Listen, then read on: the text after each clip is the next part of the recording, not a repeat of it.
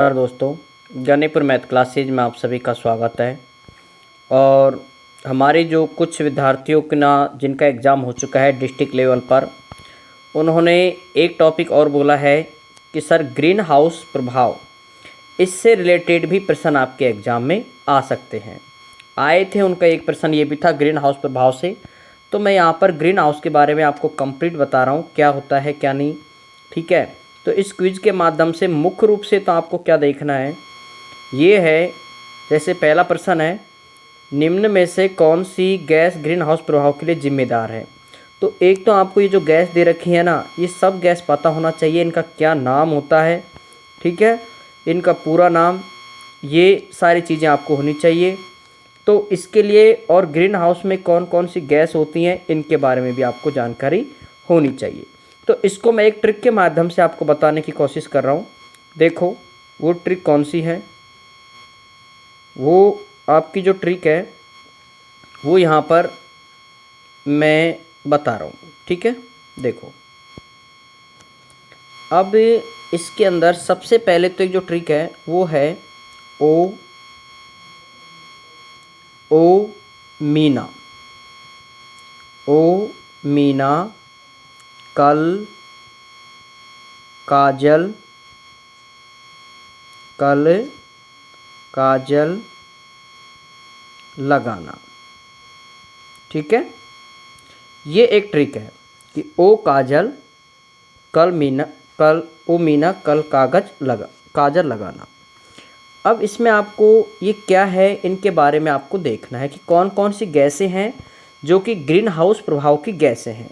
तो ओ का मतलब तो पहले है आपका ओजोन, पहला है ओजोन गैस। अब आपको इनके सूत्र भी याद रखने हैं, क्योंकि वो एग्ज़ाम में आपको हिंदी इन सूत्रों के रूप में भी दे सकता है और इनके नाम के रूप में भी दे सकता है। तो ओजोन का जो सूत्र होता है वो होता है बेटा O3। दूसरा है एम, मीना का मतलब यहाँ पर है बेटा मेथेन, इस पर है मीथेन, मीथेन। ठीक है, मीथेन गैस, और मीथेन का सूत्र होता है CH4, ये मीथेन का सूत्र होता है। ठीक है, अगला जो सूत्र है आपका N से बनता है nitrous oxide, nitrous oxide, nitrous oxide. और इसका आपको सूत्र याद रखना है N2O, ये इसका सूत्र होता है। ठीक है, और इसके बाद अगला आता है, इसमें ना से हो गया, कैसे है, तो कल से है क्लोरोफ्लोरोकार्बन, कौन सी है CFC, ये आपने नाम सुना होगा, क्लोरोफ्लोरोकार्बन, क्लोरोफ्लोरोकार्बन, ये इस गैस का नाम है। आप थोड़ा सा ध्यान रखेंगे आप कि क्लोरोफ्लोरोकार्बन को बोलते हैं CFC, क्लोरोफ्लोरोकार्बन। ठीक है, और अगले देखो ट्रिक में काजल, का से मतलब होता है यहाँ पर कार्बन डाइऑक्साइड। ठीक है, का मतलब है कार्बन डाइऑक्साइड, CO2 जिसे कहते हैं आप, CO2 होता है कार्बन डाइऑक्साइड, कार्बन डाइऑक्साइड। इन सूत्रों को आपको याद रखना है, ध्यान रखें, क्योंकि इन सूत्रों से ही आपको एग्जाम में प्रश्न पूछा जा रहा है। ठीक है, किस तरह के प्रश्न पूछेंगे ये भी इसके अंदर आपको मैं बता रहा हूँ।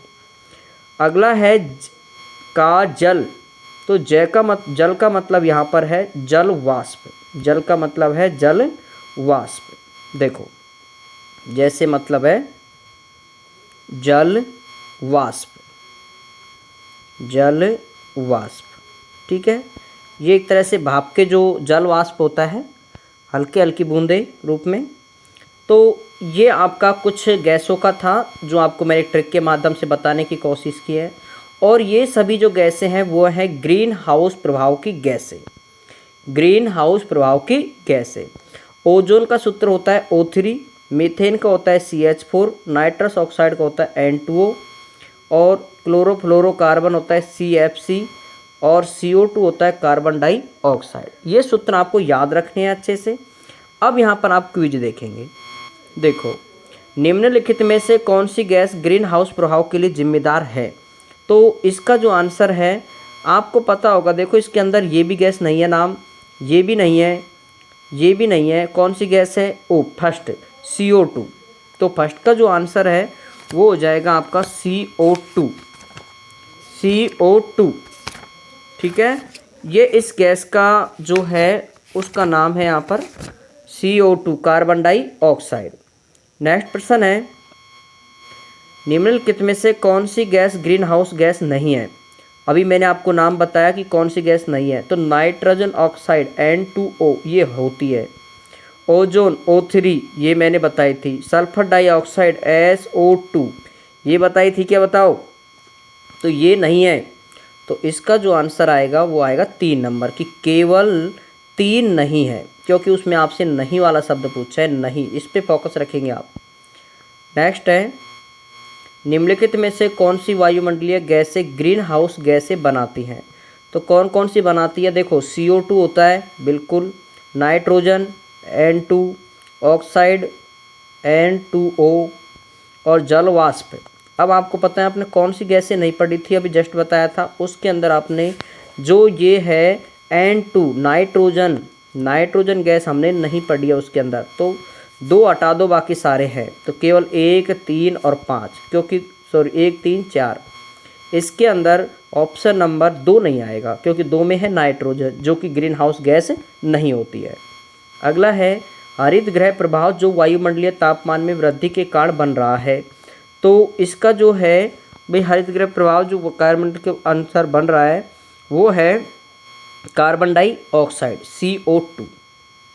नेक्स्ट है, वैश्विक तापमान किसके कारण होता है? जो वैश्विक तापमान होता है, जो वायुमंडल का तापमान, वो किसके कारण होता है? तो ये होता है ग्रीन हाउस गैस के प्रभाव के कारण। और ग्रीन हाउस में पता है कौन कौन सी गैसें होती हैं? जो मैंने अभी जस्ट बताई हैं वो सारी गैसें इसके अंदर शामिल होती हैं। अब ये क्या होता है, इसका मंडल देखो भाई। हरित गृह प्रभाव तो है, लेकिन इसका मतलब क्या था? तो वायुमंडल में ग्रीन हाउस गैसों के कारण वायुमंडल का तापमान का बढ़ना। जैसे कौन कौन सी गैसें थी? उसमें थी ओजोन O3 जो कि वायुमंडल में परत है। एक है बेटा नाइट्रोजन ऑक्साइड N2O, ठीक है। एक होती है जल वाष्प, ठीक है। एक होती है CO2। इन गैसों की मात्रा जब वायुमंडल में बढ़ जाती है तो जो वायुमंडल का तापमान है वो अधिक मात्रा में बढ़ जाता है, और इसे कहते हैं हम ग्रीन हाउस प्रभाव। अगला है कि ग्रीन हाउस गैसों की जो संकल्पना दी थी, ये किसने दी थी? ये दी थी जोसेफ फोरियर ने, ठीक है। आप ध्यान रखेंगे इसे। एक और प्रश्न है ऐसा, पर्यावरण में ग्रीन हाउस गैस प्रभाव में वृद्धि के कारण क्या होता है? तो कारण क्या है? तो वो रहता है बेटा CO2। सबसे ज़्यादा जो तापमान होता है CO2 कार्बन डाइऑक्साइड के कारण होता है। अगला है, निम्नलिखित में से कौन ग्रीन हाउस गैस है? तो ये आपको बताना है। ज़्यादातर प्रश्न आपसे गैस से ही आएगा एग्जाम में कि कौन सी गैस है। तो नाइट्रोजन बिल्कुल नहीं है, हाइड्रोजन नहीं है, ऑक्सीजन नहीं है। कौन सी है? Nitrogen oxide. देखो, इसका सूत्र होता है N2 बेटा, हाइड्रोजन का होता है H2 और ऑक्सीजन का होता है O2, ठीक है। तो इसका और इसका होता है N2O। तो आपका आंसर पता है ग्रीन हाउस गैस है, पूछा है उसने, है। तो कौन सी है? N2O, नाइट्रोजन व नाइट्रस ऑक्साइड। नेक्स्ट है, ग्रीन हाउस गैस निम्नलिखित में से कौन सी नहीं है? तो CO2 होती है, ओजोन होती है, N2 होती है, SO2 नहीं होती है, सल्फर डाइऑक्साइड गैस नहीं होती है। अगला है, ग्रीन हाउस प्रभाव में किस मार्स गैस के नाम से जाना जाता है? तो ये किसे मार्स गैस के नाम से जाना जाता है, इसको आपको बताना है, ठीक है। तो इसका जो आंसर है वो आए बेटा मीथेन। मीथेन जो गैस है इसको मार्स गैस के नाम से भी जाना जाता है, आप ध्यान रखोगे, ठीक है। मीथेन गैस होती है, उसे मार्स गैस इसके नाम से भी जाना जाता है। अगला है, निम्नलिखित में से कौन सा कथन सही है? ग्रीन हाउस का प्रभाव सबसे पहले फ्यूरियर ने पहचाना था। बिल्कुल सही बात है, अभी पढ़ा है हमने। ग्रीन हाउस प्रभाव में सबसे अधिक प्रभाव कार्बन डाइऑक्साइड का रहता है। तो सबसे अधिक जो प्रभाव रहता है वो ओजोन का O3 का होता है सबसे ज़्यादा। और इसका क्रम भी आपको ध्यान रखना है, वो क्रम भी मैं आपको बताऊंगा कि सबसे अधिक प्रभाव किसका रहता है, ठीक है। तो इसका पहला कथन है वो सही है। अगला है ग्लोबल वार्मिंग की संभावना पाने के लिए किस गैस का प्रयोग किया जाता है।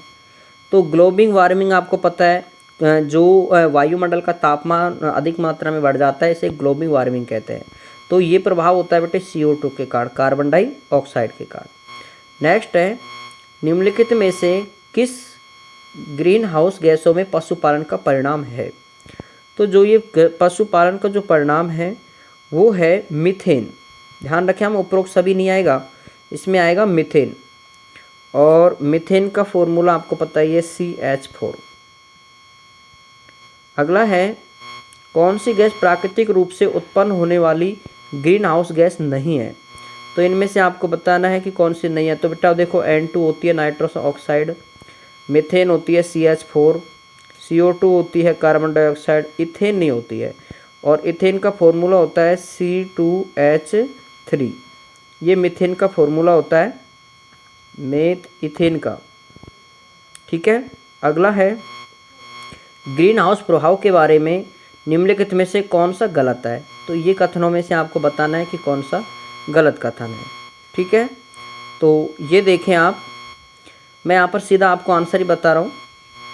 तो ग्रीन हाउस गैसों का बढ़ता हुआ उत्सर्जन एक प्राकृतिक प्रक्रिया है। ये एक प्राकृतिक प्रक्रिया नहीं है। ठीक है, इसे मानव खुद सर्जित करता है ज़्यादातर, इन गैसों का सर्वाधिक मात्रा में उपयोग करता है, जो कि हमारी वायुमंडल के लिए बहुत ही ज़्यादा घातक है। जीवाश्म ईंधन के जलने के परिणाम हैं। तो इसके जो परिणाम हैं वो है ग्रीन हाउस गैसों में वृद्धि, कमी नहीं बेटा, ग्रीन हाउस गैसों में वृद्धि, सी आंसर। नेक्स्ट है, जीवाश्म ईंधन के जलने के परिणाम ग्रीन हाउस गैसों में वृद्धि होती है। अगला है, गैस अणु जो थर्मल इंफ्रारेड विकिरण को अवशोषित करते हैं, जलवायु प्रणाली को बदलने के लिए बड़ी मात्रा में मौजूद होते हैं, खालिस्तान के रूप से जाना जाता है। तो इनको जो जाना जाता है वो जाना जाता है ग्रीन हाउस गैसों के लिए। अगला है, निम्नलिखित में से कौन सा ग्रीन हाउस गैस बहुत अधिक मात्रा में मौजूद होता है।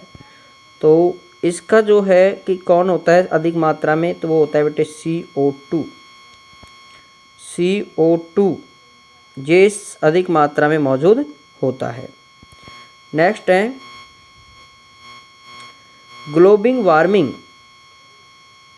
ग्लोबल वार्मिंग पोटेंशियल के अनुसार निम्नलिखित को आरोही क्रम में लिखो।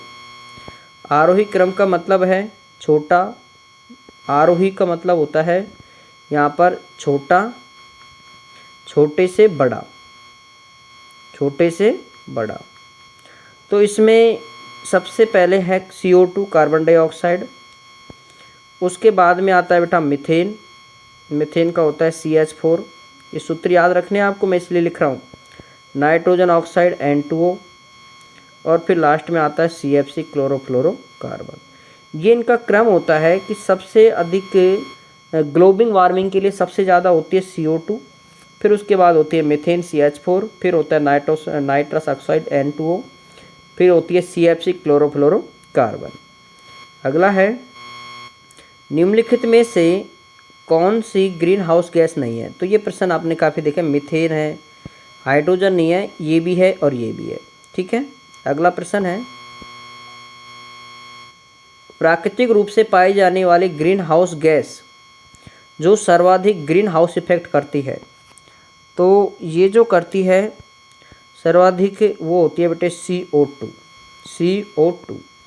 तो इस क्विज में हमने, यहाँ पर हमारी क्विज एंड होती है, और इस क्विज में हमने जितने भी ग्रीन हाउस से गैस से रिलेटेड जितने भी प्रश्न थे उन सबको इसके अंदर हल किए हैं।